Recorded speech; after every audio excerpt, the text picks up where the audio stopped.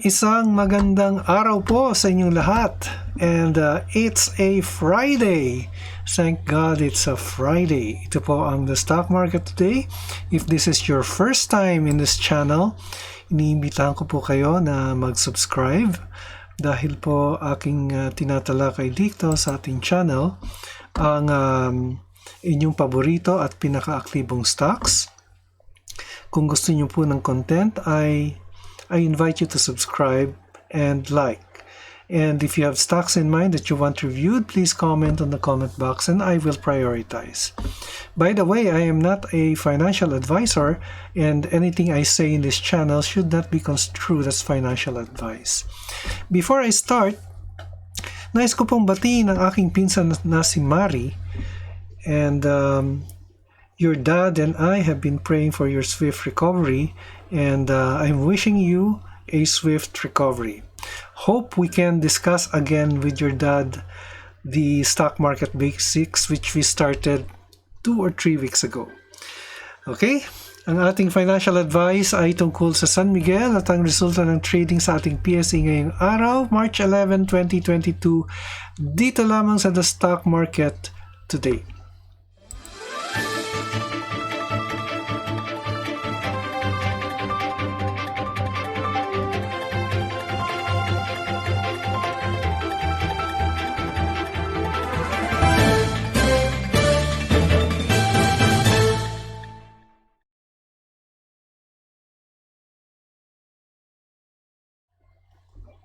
Okay, so let's start with our financial headlines.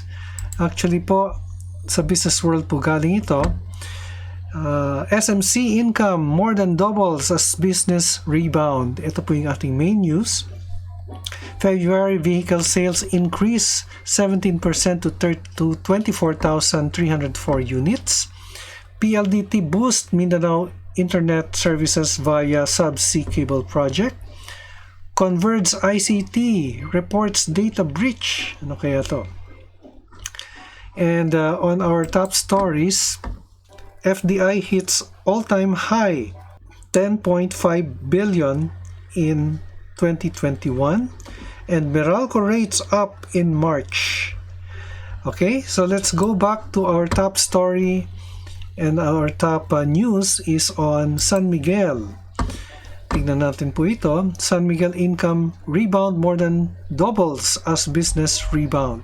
San Miguel Corp or SMC on Thursday said its consolidated net income for 2021 soared 120% to 48.2 billion and bounced back to pre-pandemic levels.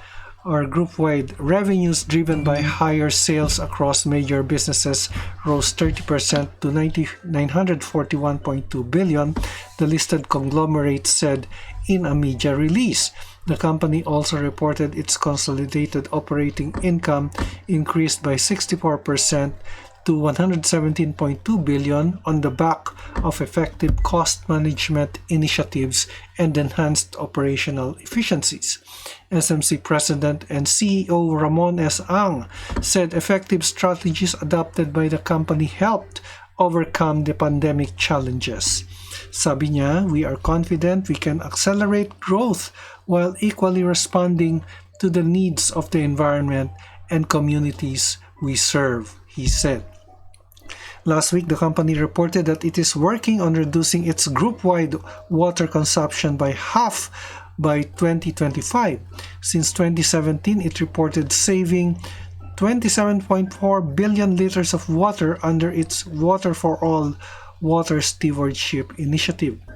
San Miguel Food and Beverage Inc. logged 309 billion in consolidated revenues last year, 11% more than its registered revenues in 2021, as the food, beer, and spirits divisions turned in solid results, supported by consistent volume recovery throughout the year. Meanwhile, SMC Global Power Holdings saw its net income decline by 15% to 16 billion from 18.9 billion previously after the company paid a contractor compensation for unfulfilled obligation. If not for the said obligation, SMCGP's net income would have climbed 5%. Its revenues, meanwhile, went up by 16% to 133.7 billion, which was largely because of cheaper average spot prices and average bilateral rates, as well as increased nominations from customers. Its operating income, on the other hand, decreased by 14% to 31.9 billion due to higher power purchases and fuel cost. Petron swung into profitability in 2021 with reported net income of 6.14 billion from an 11.4 billion loss in 2020 due to higher sales volume driven by more relaxed quarantine restrictions. So yan po ang ating main news. At before we go to the Philippine Stock Exchange Index, let's check muna kung meron pong comments yung ating mga subscribers. Okay, welcome po new subscriber Charlie Miguel, and thank you for the update, sabi ni PM. Okay, so that's it for our subscribers, and let's now go to the Philippine Stock Exchange and the Philippine Stock Exchange. Oy, before I forget, sa Monday nga pala, live ulit tayo, and I will be on at 2:50 in the afternoon. Okay? So 10 minutes before closing time ng PSE. That will be on Monday, March 14. So abangan niyo po 'yon. Tayo po ay live. Let's now go to the Philippine Stock Exchange and the Philippine Stock Exchange Index on how it performed today. Okay, let's put up our indicators. The PSE ended down 7112.19. That's 0.18% down from the previous closing price, or 12.61 points down. Down na naman siya, pero 3 successive green candlesticks po yung nandito, meaning that the opening index was lower than the closing index. And let's take a look at our market activity. 129 companies declined, 56 advanced, while 41 remained unchanged. The all-share index also declined 0.49%. The financials and the properties ended in the green, although maliit lang po ang kanilang taas. However, the holding companies, industrials, mining, and services were down, led by mining at 4.60%. So let's review the most active stocks. We'll be reviewing the top 6: ICT, TEL, SMPH, URC, BPI, and Ayala Corporation. So let's start with ICT. Yan, ICT, patuloy siyang tumataas, ano? Pero red candlestick po siya today. But still, our indicators would indicate that it is in a bullish trend and slightly going up. Yung RSI is still bullish at 56 kahit na bumaba po siya ngayon ng 3%. And normally, Fridays is a profit-taking Friday. So let's take a look. Yung ating support nasa EMA 50 po at 210, while the resistance, let's put up a parallel channel. So more or less po sa 234.17 o 234.12 ang ating resistance. Yung RSI naman ay nasa 56.76. It's bullish. So support and resistance, hindi po yan eksakto. Yan po ay isang area. Next, we have TEL. TEL just moving sideways. It's a red candlestick today. And yung 20 and 50-day exponential moving averages are just moving sideways. And let's take the EMA 100 as our support, 1750.43. And yung resistance ay pwede nating ilagay. Dito po natin ilalagay sa 1924, more or less po. Yan po ang pinaka-resistance ni TEL. And then after TEL, SMPH. Yan, SMPH also recovered today, but yung ating mga indicators, yung 50-day and 20-day are just approximately moving sideways. Yung ating RSI is a bit neutral at 51, ano? Slightly up, midpoint, no? But it's still neutral. Ang pinaka-resistance po ni SMPH nasa 39.62, while the support, let's take EMA50 as our support. EMA50 is at 36.93. Yan po. And then we have URC. Naku, si URC patuloy na bumababa siya. Pababa po siya. Ang trend po niya ay pababa. Hindi ko po alam kung ano yung let's look at the resistance or the support rather. Tingnan natin ang support using a 1-week chart. Yan. Ang previous support po niya nandito.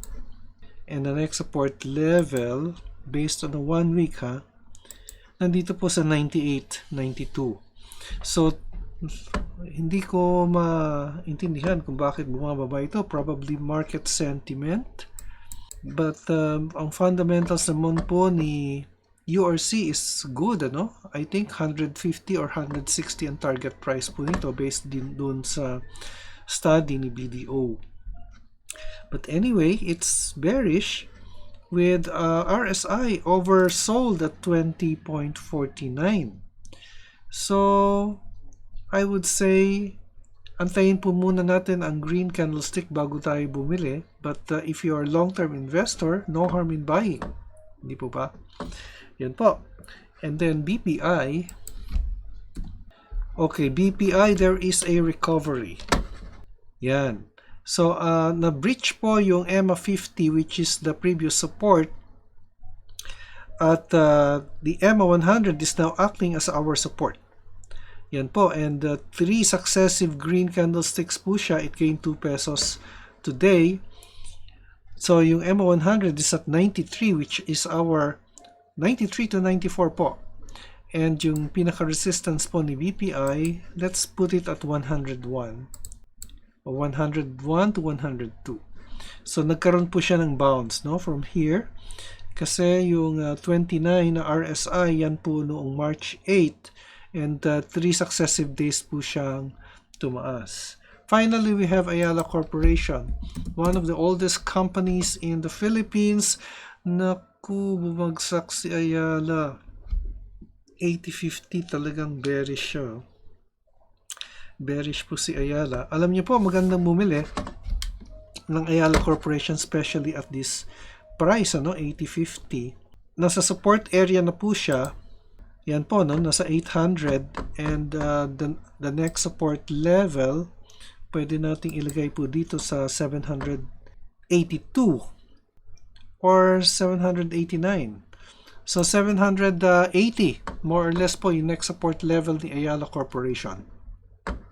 Dahil dito po ay 756 po yung next support level. Talagang bearish sentiment, probably because of the war in Crimea, no? Crimea rather, Ukraine and Russia. I think that's pulling down our stocks, ano? So tingnan nga natin yung kung may latest news po tayo dito, ay tingnan po natin.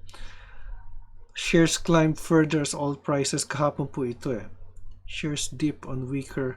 Okay.